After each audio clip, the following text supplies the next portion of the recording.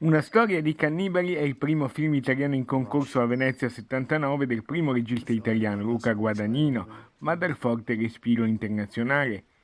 Fu proprio Alberto Barbera, oltre 20 anni fa, a scoprire il giovane Guadagnino come regista, portandolo per la prima volta sul red carpet del Lido.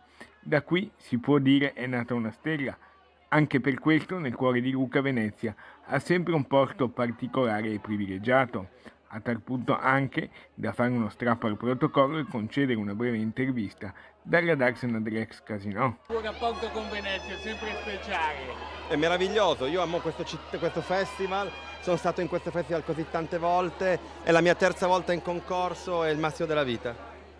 Alberto Barbera è stato un tuo scopritore. Sì. E cosa vuol dire essere qui per te oggi?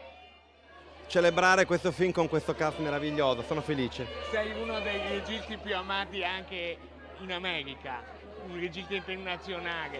Cosa ne pensi di questo? Mi fa felice e mi rende orgoglioso del lavoro di tutti i miei collaboratori in questi anni. Puoi presentare brevemente il tuo film a chi lo andrà a vedere? Cosa ti ha colpito? Bones and All è un film sull'amore e sulla impossibilità. Un cast stellare è sbarcato al Lido, con tutti in attesa per ore sotto il sole dietro le transenne, poi in delirio per l'arrivo di Timothée Chalamet, il più acclamato da tutti, per il secondo anno consecutivo a Venezia dopo Dune, e Taylor Russell. Il film uscirà nelle sale a novembre. Cosa ti ha ispirato? La sceneggiatura, devo andare. Ultimissima, se puoi fare un saluto ai nostri telespettatori di Antenna 3. Cari amici di Antenna 3, benvenuti a Venezia e andate a vedere Bones and All a novembre al cinema.